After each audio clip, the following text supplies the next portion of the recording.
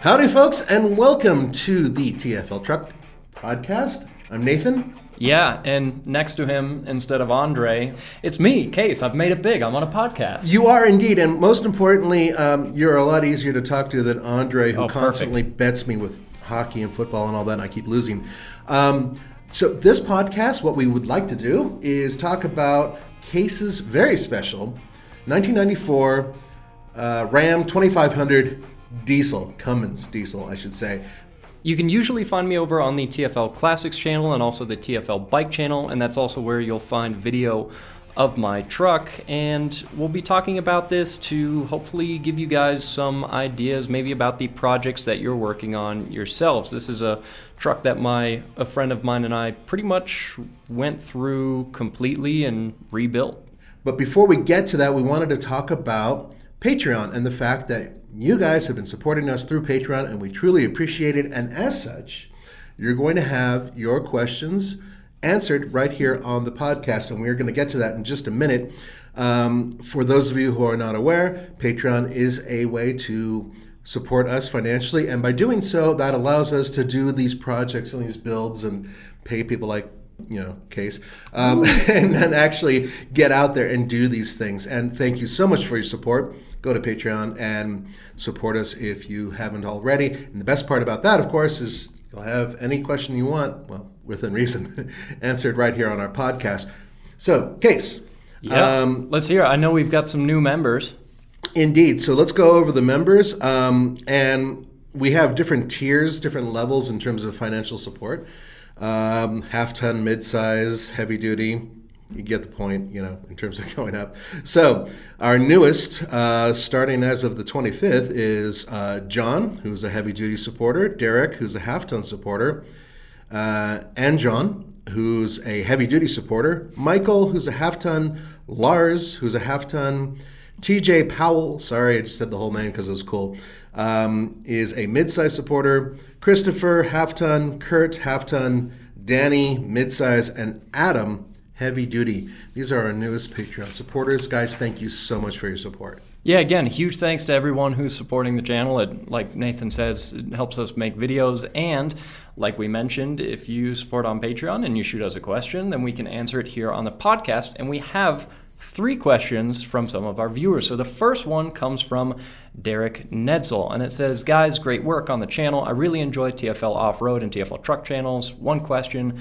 Why is the number of brake applications important on the Ike Gauntlet test? I tow my 3,000-pound camper trailer with my 2004 Land Rover Discovery over Ike Gauntlet route, and on the downhill from the Ike Tunnel, I shift the transmission down to 3, add a little gas to stay at 60, and with a modern transmission with more gears, you could just downshift and keep the same speed you want. Are you concerned about triggering the trailer brakes to keep it stable? Just wondering why you choose this test. Actually, it's a really good question. Now, by the way, this has already been answered to a certain extent because Andre wrote him directly, I believe. But I wanted to answer this just for you guys as well.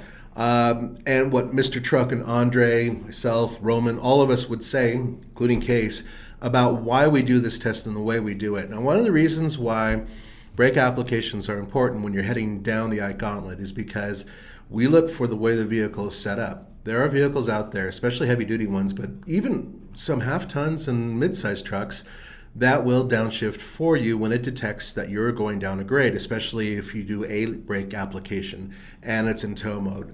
It'll figure that out. And in some cases, some of the trucks that we've driven, just by leaving them in the regular gear in tow mode as they're going downhill, are able to take care of everything, and we only have to do an application maybe once or twice. That's happened in the very recently, actually. Yeah, but it's definitely uncommon. I mean, especially when you're towing near maximum of what your vehicle is capable of. Right. You need to do more than just what downshifting can help you with in terms of slowing down.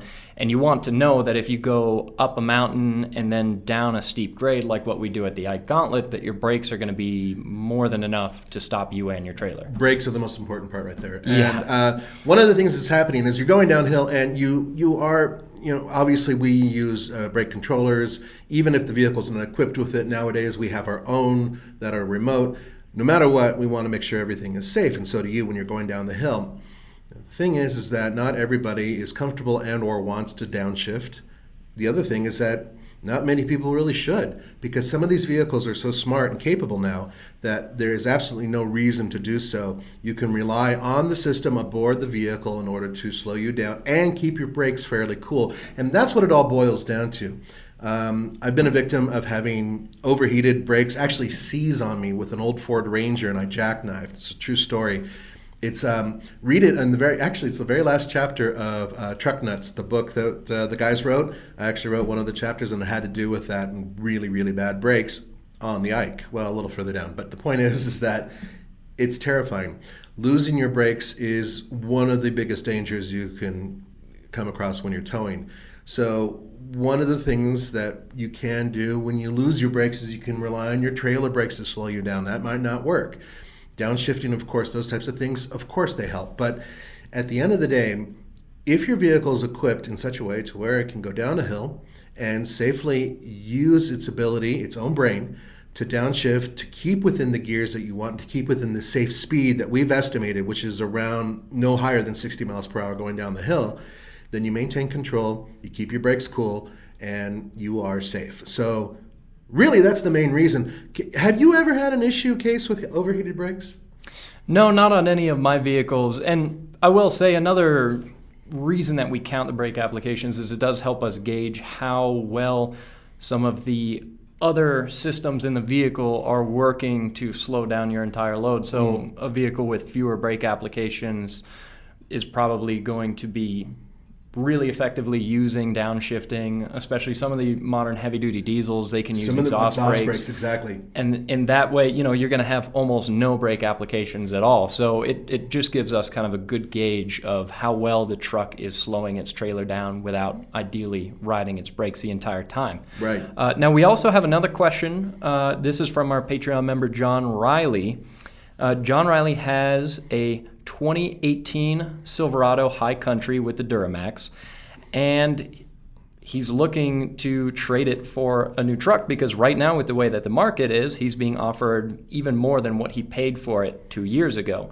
And after 50,000 miles of driving. That's insane, but that's the market right now. That is exactly, yeah. The market is crazy. It's unbelievable. It will balance out in time, but right now, this moment, the prices and everything else are almost undeniably bizarre. And if for those of you who can be patient, I recommend being patient. But in his case, he does need a new truck.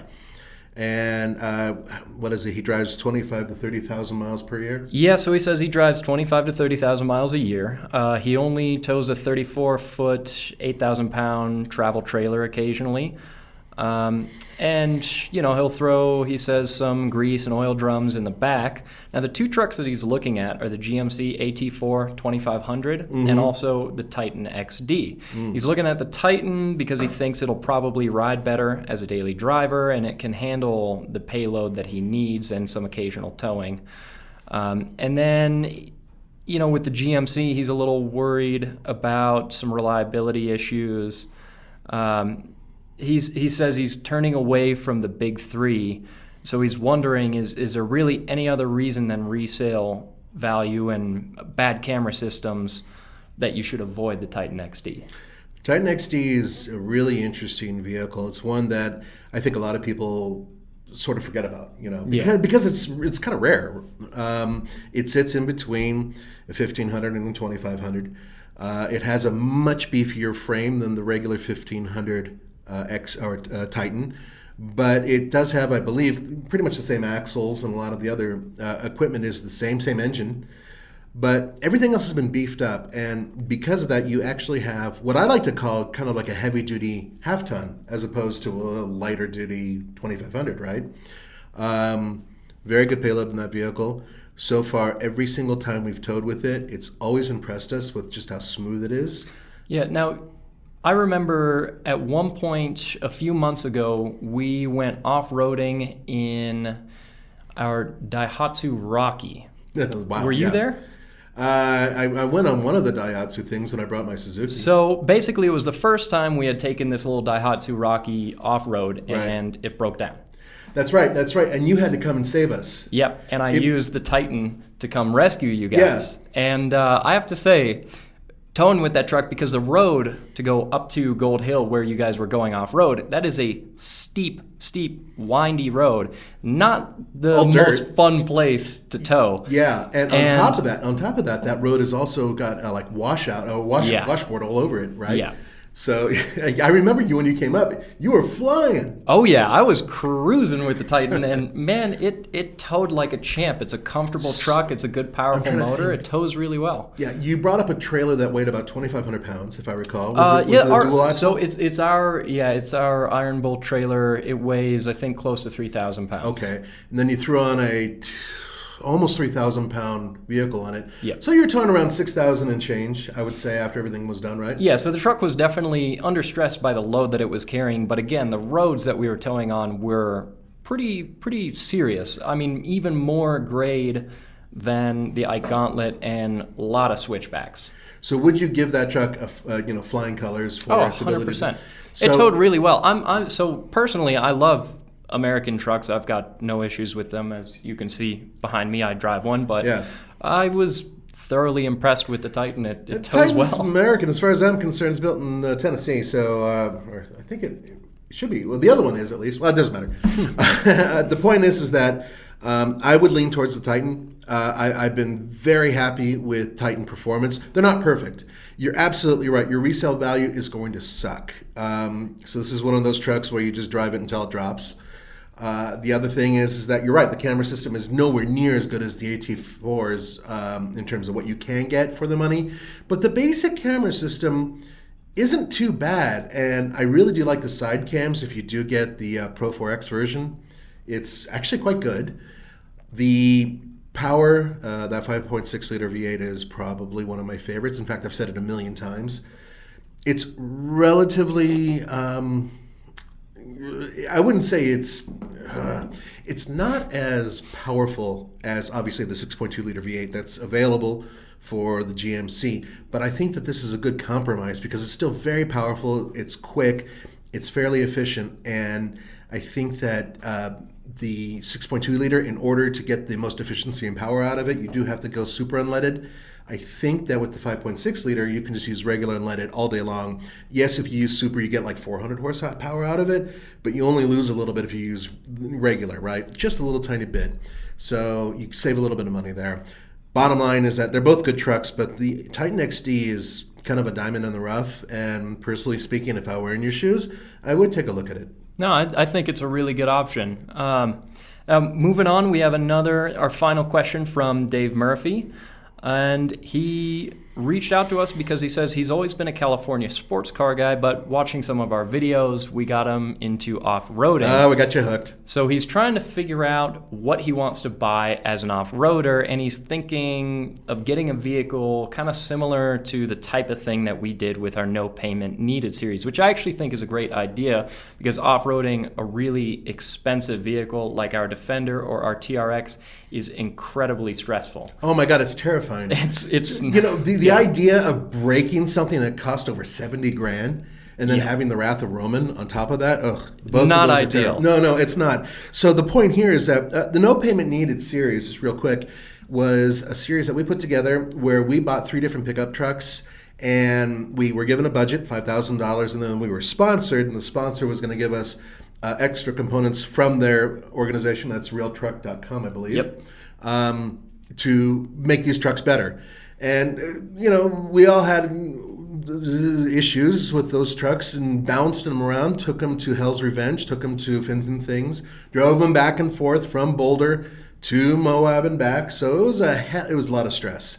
They all made it, not unscathed. But the important point here is that even though we had to fix one transmission and some other air conditioning, still those things like that, we spent very little by comparison on these trucks and fixing them up and fixing them after we kind of broke them. And it's a lot cheaper than going out there, buying a new truck or off-roader, beating the crap out of it, and then having to sink $10,000, $12,000, $15,000 into it to fix whatever you broke, right? So that was kind of our point. It's a big investment to beat on, Right. Again, you buy a really nice Land Rover, or especially imagine like the Mercedes G-Wagon, fantastic off-roader, right? Triple lockers, Oh, God. incredibly impressive machine. How many people have you seen actually? They exist. There's people that take There them are people, off-road. in the United States, not that many, especially No. in Southern California, where apparently they all gather. Well, because the G-Wagon starts base price, not for an AMG or anything, just a regular G-Wagon starts at well over $100,000, which is well just over six figures. ridiculous. You're not Considering that it used You're to not be, going to beat that up. You're not going to pinstripe it and beach it on the rocks. unless you're a super cool like rock star millionaire type Yeah. person who just doesn't care. If I had millions, I would off-road one, hell but yeah. I don't. Yeah, and then So get I it really can't. dirty and scratched up and dent, and then drive it around Rodeo Drive and laugh at the people who have shiny ones Yeah. with 24-inch wheels. But even going to just the base, let's go to the other side of it. Let's say you wanted something like a relatively new or brand new even Jeep Wrangler. Yeah, just like what Tommy bought. Yeah, Tommy just bought a Willys, but pretty much stock, right? Yeah, well, right Near- now near his the is bottom completely unmodified, but even still, it's got a limited slip rear differential because Yeah. the Willys is a little bit spec'd higher than the absolute Mm-hmm. base, although it is still a very simple. I mean, he optioned AC. Yep. That's an option, and he optioned it, which is probably smart. But he's still got manual locks, manual mirrors, manual windows, and Is there manual transmission in that one? it is. It's a manual transmission. All right, little guy's all V6. grown up. So that by that vehicle, how much did that cost roughly? It was like 35. Yeah, I think it was. I want to say it was over $30,000. Yeah, I think which is still a big investment, especially. That's exactly my point. So you're investing an awful lot of money getting even a base model decent off roader. So where do you go in between? Why not spend $8,000, $7,000 and get yourself a half decent first generation Jeep Wrangler? Or I get a CJ5 if you can find a good one for that price would be actually kind of rough. But there are a lot of first and second generation Wranglers out there. Yeah. Not even the Rubicons, which is what he mentioned. You don't really even need that. As a matter of fact, if you haven't done off-roading, this is a suggestion I just throw out there, but it was thrown to me by some pretty interesting people in the industry who I take seriously. That's including some actual Jeep people who work for Jeep, but also a few journalists who have been around for a long time who off-road. And one of the things that was suggested to me is if you can become proficient at doing off-roading with open diffs, really having a vehicle with half-decent tires, you can go almost anywhere with the exception of, the absolutely crazy boulder hopping. But some of these guys have managed to do the Rubicon in an almost stock, early 2000s, late 90s Jeep Wrangler, not even, the Rubicon version. And maybe they did a mild lift, but really it was just, nice tires that can really handle it. Yeah. And some armor underneath. Oh, and they saved money. I can attest to the same thing because on TFL Classics channel, we had a project truck. It was an older Tacoma. Oh, yeah, And- Baby Yoda. Baby Yoda. And all we did to it was a minor lift, more aggressive tires. It still had open differentials. It didn't have the factory rear locker. And that truck did incredibly well. Now, It lacked horsepower, really was the biggest issue. it lacked horsepower, but it had all the right angles. It got over every obstacle that we pointed it at. So think open you guys diffs weren't ever- even an issue. You never bottomed that thing out? No. And I was driving it on Butt Scratcher, which is the most Yeah. aggressive departure angle test that we do. And we went there a week or two before we filmed that, and we brought the TRX. We brought the Raptor. yeah. Yep. We brought a kitted out 4Runner. We brought an FJ Cruiser, and we brought the Defender. And the Defender was the only one that didn't scrape on that same feature. And the So- only reason why was because it's able to go to 11 inches? yeah, the suspension close? gets ridiculously high. Right. So this Toyota, without its suspension being ridiculously high, was able to clear that with a little steel bumper on it and a minor lift, and it did incredibly well. Now, Dave, our viewer whose question we're talking about, he is, as he says, looking into maybe an older Jeep Wrangler Rubicon. And honestly, that's something that I can fully get behind. I learned how to drive on a 1948 Willys Jeep, and I love them. They're a ton of fun off-road. The best thing in my mind is being able to pop the doors off, pop the top off, and then you can just see everything around you, which makes it so much more fun. A lot of the modern vehicles that we test, like the TRX, the Raptor, and everything, they're meant to be so big and imposing that they have these massive hoods, and that looks really cool from the outside, but when you're off-roading, you cannot see anything that you're rolling over. Especially going up hills and trying to see the crest of the hill. Some of them have cameras, which does help a lot, actually. But in terms of learning the basics and enjoying yourself, really like a first generation, second generation Jeep Wrangler is a great way to go. I would recommend the Suzuki Samurai, one of my favorite vehicles out there, but it also is something that permanently damaged my back. The ride is horrendous. Also not a vehicle you want to take on the highway. Granted, that could be said for older Jeeps too. They're not but these Jeeps, on the highway. if they have the 6-cylinder, if they had the 4-liter 6-cylinder, they're fine. I mean, well, it's got power for it, but maybe not the steering, especially if you get a cheaper one. Some wobble and some other issues, but it's a really good idea to go get these used vehicles. Yes, prices for used vehicles are crazy right now, but those are for newer used vehicles. Some of these older used vehicles are still maintaining reasonable prices. And here's the best part. Let's say you go and get yourself an old Wrangler. Let's say you go and get yourself an old, Grand Cherokee or something like that. Parts are cheap. Parts are relatively cheap. They're relatively easy to replace. These are fairly simple vehicles in terms of how they're set up. As such, if you beat the crap out of it, you can fix it for a minimal buy-in, so to speak. Yeah, and if you get a Jeep with a 4-liter inline-6, that's a great engine. It's a super solid motor. Actually, my roommate and I, a few months back, we put a 4-liter into a pretty clean Wrangler.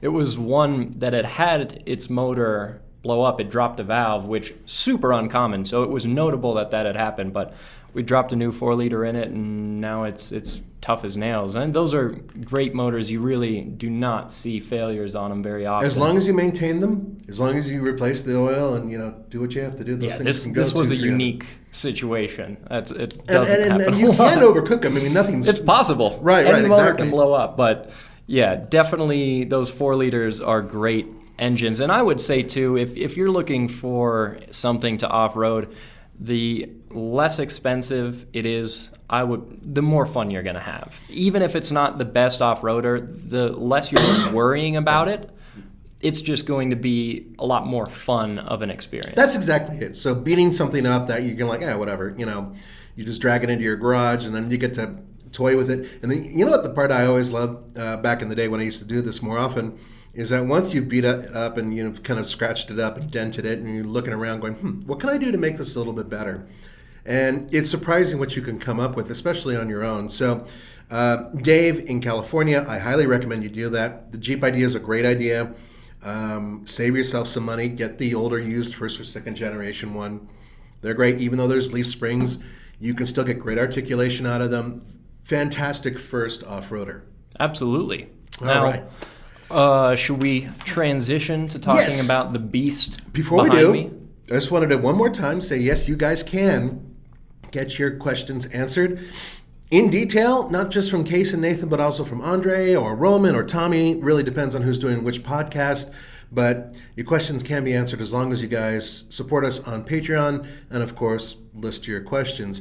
And in some cases, you'll get two answers. You'll get one that's emailed to you and one that's read aloud, just like we did. So keep that in mind. Hope you guys keep supporting us. We do appreciate it. And yes, now let's move on to that vehicle, which is pictured. Moose. Now, for those of you who are not able to watch us, if you're listening to us, what you're not seeing is a 1994 all-white Buffalo, otherwise known as a Ram 2500, Dodge Ram 2500, I should say.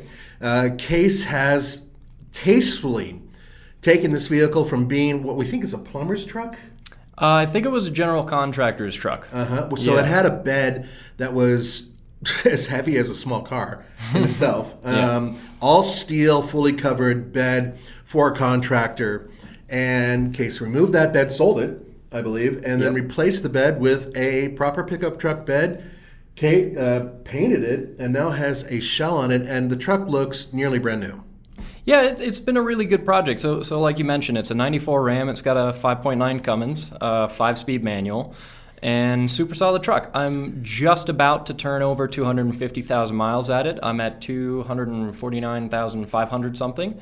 And the truck is solid as a rock. So what was really cool is I bought this back when COVID was just kind of starting, people were really uncertain, and so vehicle prices were low. People were trying to sell off any extraneous things that they had laying around to get an extra buck. And this truck was on Facebook Marketplace. It was a very low-key ad. There were not a lot of pictures of it, not tons of information, but everything that I did see looked really good. Well, before you continue, explain to us why you wanted this particular truck. I mean, what was the motivation? Yeah, I guess that for some people might require some explanation. Yeah, exactly, because this is kind of unique amongst trucks, especially nowadays. So explain it. It's funny too, because my previous daily driver really was my motorcycle. I would take that to the grocery store, I would take it to work, I would take it to school, I would ride it summer, winter, rain, shine, everything. You also had a Mazda 3, let's be honest. Yeah, I also had a Mazda 3. I wouldn't call that my daily driver because I only drove it when there was snow on the roads. Right, and you got rid of that pretty quickly too.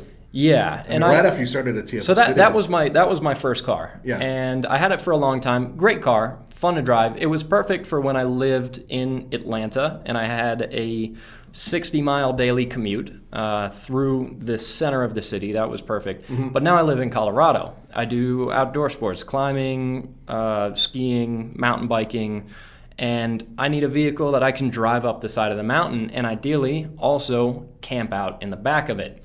Now, the great thing about this truck is it was inexpensive to buy. They are super reliable. I know some people hate it when you call a Ram reliable, but mine has been and is continuing to be a super solid bulletproof truck. It's never left me stranded.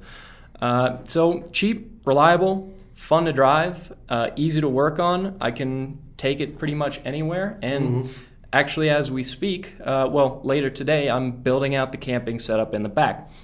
So it just checks tons of boxes for me. And yeah, bought it for $8,000 because when we went to go look at it, it was perfectly dry underneath, no oil leaks, which if you know Cummins, that's rare. Huge. Yeah. That was surprising. Like main seal and all that could be an issue too. Exactly, yeah. And since, we've done a lot of engine work on the truck just for fun, performance parts, which we'll talk about that in a second because I want to ask you about all your upgrades. But yeah, we'll get to where we are now though on the truck. Yeah, so, the truck just had tons of documentation, every single oil change, every aftermarket part that had ever been put on it. So I knew its entire history, all the good signs.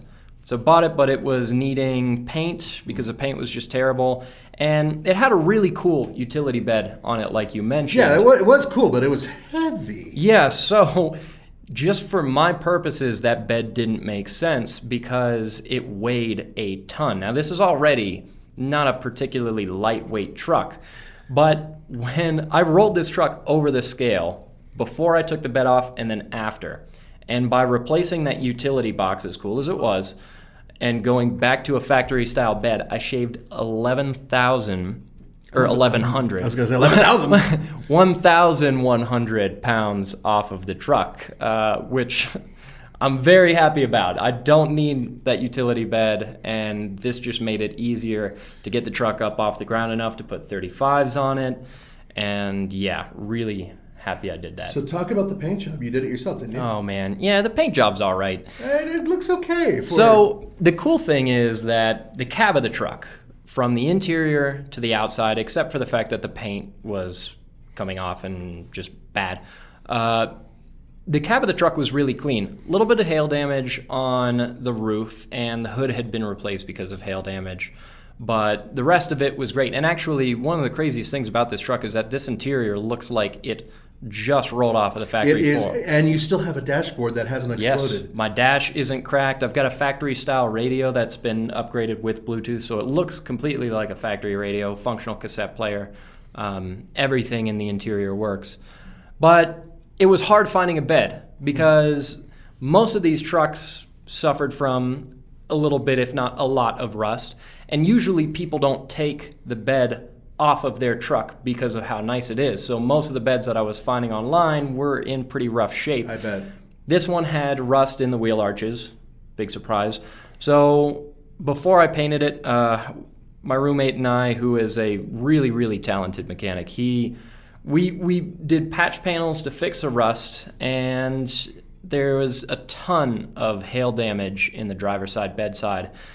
And we went over as much of it as we could, but we hit that point where, hell, if we don't paint it now, this is just never going to happen. Totally get you. And it's a truck. It doesn't have to look perfect. So it looks good. The joke is always, 50 at 50, right? A vehicle that looks good from 50 feet away going 50 miles an hour. Well, yeah. I think my truck is 20 at 20. I'll give you 20-20 on that, too. When I first saw what he did with the bed, I was astonished because I didn't recognize the truck. And I'm like, dude, you bought another truck? And I realized it was the same one. You know how I realized it? Because it was so damn noisy. Yeah. Coming down the alleyway, we have to cut our video to make sure he can get through the alleyway without actually setting off car alarms. It's a lot loud. Your truck is remarkably loud. But there's a reason for that. And I wanted to get into, just, for those people who are diesel freaks, what did Case do in order to, I believe, nearly double your horsepower at this point? Almost. I haven't had it actually on a dyno, but it feels like all of double what it used to have. I remember, and a big part of the reason that I did these engine modifications, because I used to see these comments all the time. Don't get rid of that utility bed. Don't modify the truck. You're going to ruin its functionality and reliability. Here's the thing. I'm daily driving it. I know how it drives because I drive it every single day. And that bed and its lack of power made it really difficult to get around, especially here in the mountains at altitude. Trying to go uphill was miserable. So I just wanted to get more output out of it. And I know that these engines are capable of that reliability. So, yeah, we went through injectors. We did some modifications to the fuel pump, including a governor spring that allows it to rev a hell of a lot higher than it used to, which is great because the old governor used to pretty much cap off your fun right when you would be getting into the boost, which was a bummer. Bigger turbo, also a lift pump. We went through, obviously, did valve springs, rocker pedestals. We retimed the fuel pump, which made a huge difference. While we were in there, we did front main seal. We also did rear main seal because we went through and we put a new clutch in it. That was a blast. We dropped the transmission out of the truck in my driveway. Yeah, I remember hearing about that. Yeah, I have a picture somewhere of the rig that we used to drop the transmission out. If we show that on screen, there will be a lot of mechanics shaking their head at me. But it worked. It was a little suspect, but it worked. I don't have that many expensive tools because I That's all right. You replaced the clutch, so you put in a much beefier clutch, I would imagine. Yeah, it's the South Bend dual disc. It's rated for 650 horsepower and 1,300 pound-feet of torque, which eventually I would love to get up to that number. Really, at this point, I mean, of course, we did head studs, we did exhaust manifold, 4-inch downpipe, twin ram intake manifold. I mean, there's just so many things.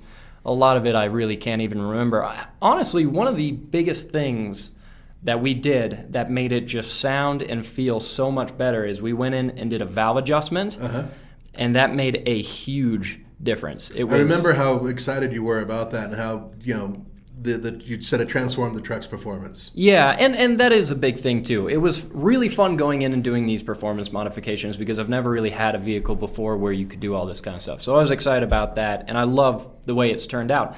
I can spin my tires in third gear, which is a blast. And I have it tuned up so that it really doesn't smoke a whole lot. No, it doesn't smoke. I'll give you credit on that because I'm not a big fan of smoking diesels. Yeah. But it makes a ton of noise. It really does sound. There have been a few times where it's like, oh, who's trying to get a semi? Yeah. getting it because when he's in the alleyway and it leading up here and there's an echo, then it does sound like somebody's pulling a 30-foot, 40-foot trailer and trying to get in here. So since you've done that, now that you got a truck that's very clean on the outside, extremely powerful, according to you, very reliable. Yep. It looks good. I guess the big question is, what's next?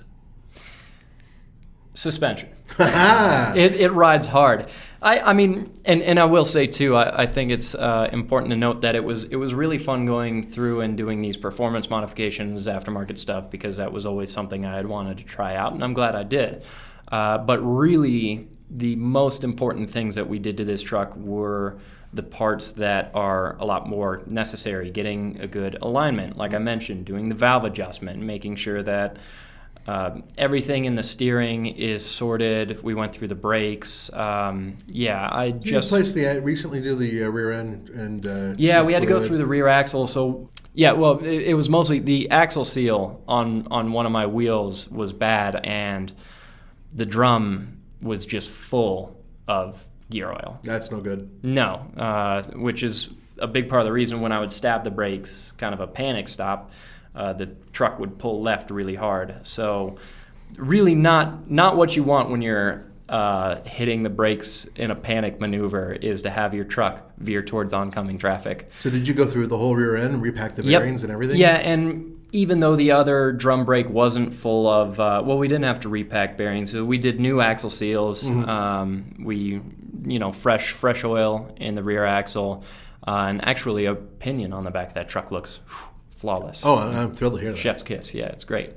We went through and we did new brake shoes. I mean, just completely went through the brakes just so we know we don't have to worry about them anytime soon. And now it stops right. And yeah, there's no it problems? stops right. It steers right. It's incredible, actually. I can move my steering wheel, 5 degrees one way, 5 degrees the other, and the truck will change direction, which for a second-gen Ram, well, think about it. I mean, impressive. It's not even it's not rack and pinion either, is it? It's like a recruiting ball? I'm honestly not sure. The only part of the steering that I've actually messed with was installing the adjustable track bar. We had it aligned at a shop. That was one of 3 things done to the truck that we didn't do ourselves at our own garage. It was that, replacing a cracked windshield, and mounting the actual tires to the wheels themselves. So I really haven't had to mess with the steering a ton. I'm curious about how precise such a big truck like that can be. It's surprisingly good. I will say we had a Jeep Gladiator for a long time as a long-term test vehicle, and I remember going from my daily driver truck to that Gladiator for a little road trip we did out to Moab and thinking, wow, this brand new Jeep Gladiator does not steer as well as my second gen Ram. Was that after we lifted it?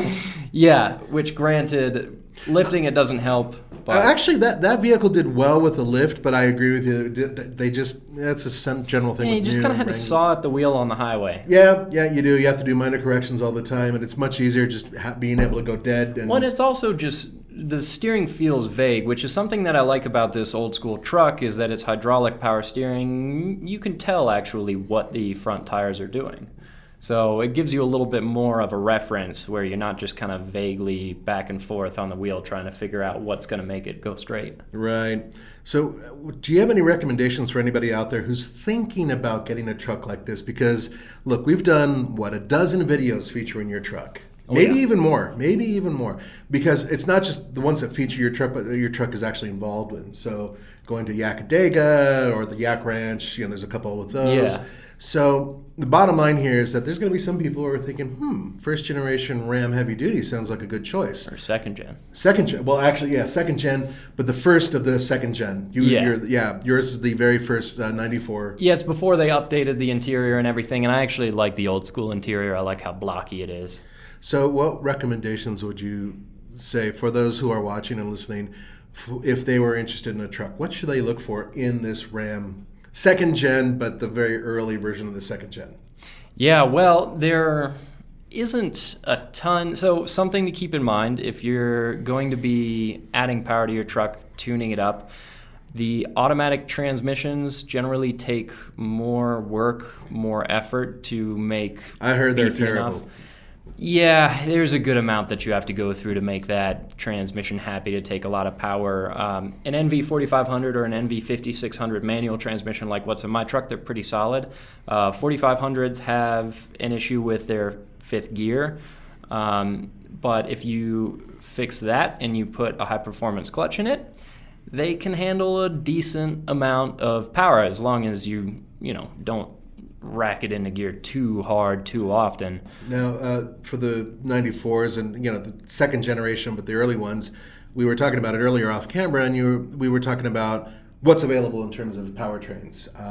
You have, of course, the Cummins. Yep. There's the V10. Yeah, and actually the V10 was considered the more premier engine At the time. Nobody else was doing it. In terms of for trucks. It was kind of a rare thing. Ford later on came aboard with their V10. I don't think General Motors ever quite, had that, but they swore by their, large displacement V8s. And then there was a couple V8 options available for the heavy duty as well. Yeah. So you really did have a bunch of engine options and a bunch of transmission options. But it's sounding to me like, if you want to go reliable, stick with the manual transmission. Yeah, Cummins in a manual is a good, solid setup. It's also a blast to drive. Honestly, I get in a lot of the modern vehicles that come by our office, and I genuinely prefer driving my truck because I can feel everything going on in it. I don't have to look at the tach or even hear the motor to know what my truck is revved to, because I can feel in the shifter what the motor is revved to and if I need a shift, and you can actually feel that shifter slot into gear. Actually, I would say the coolest thing about driving this truck in terms of driving enjoyment is the throttle, because it's all mechanical linkage. It's a mechanical gear-driven fuel pump. The whole truck is all mechanical. And because that throttle is mechanical, it's not electronic, it is immediate. I mean, you give that gas pedal or diesel pedal the slightest tap and it revs the motor. So all of that, it's really satisfying to drive. It's surprisingly fun. It kind of feeds the senses. Yeah, it feeds the senses as much as almost any vehicle I've driven. Yeah, I can agree with you. I've seen other trucks and cars that, especially with, we're manual transmission fans. In fact, Case and I think, are the only ones amongst everybody who works here who have. Tommy's now got his Wrangler. Oh, Tommy's got the Wrangler. That's got and also he's got that Mini with the manual. True. So I'm not going to jump on Tommy, but for the most part, we're still very big fans of the manual transmission. And one of the reasons why is because we like the tactile feel of it, and depending on the vehicle, it can really accentuate the feel of the whole thing. It kind of gives you a feeling of what the heart is doing in the vehicle, what it should be doing. And it's something that I love about old vehicles is that, I grew up learning how to drive on 40s and 50s military vehicles, basically, starting when I was 9 years old, and that's what I'm used to. And this truck to me feels like that. I can feel what's going on, don't have to look at the instruments to drive it. So that's why it's really off-putting for me when I hop into a modern economy car with a manual transmission. You get a lot of those have a shifter that's cable operated rather than linkage, so you can't really feel what the shifter is doing. The throttle doesn't give you any feedback. You can't hear the car because it's a small motor. You've got a lot of sound deadening. I would agree with you to a point. But even a lot of manual economy cars, it feels like you're playing a driving video game. You can't really feel the connection between your controls, the pedals, the shifter, and everything, and the actual components that they're operating. I think it depends on the car, but I think in some cases it definitely you're depends right. on the car. There are some out there that are still extremely well connected. Guys, we're going to wrap it up. We really enjoyed doing this. I think this is something different. It was a blast. I know you don't have Andre, you don't have Tommy, and you don't have Roman on one of the sides here, so this is kind of rare. Once again, don't forget Patreon if you want your questions answered, and also if you want to support us. We do appreciate that. And I think that that's about it for today. Stay tuned. There is going to be a lot more coming in the near future. A lot more Cummins. See you.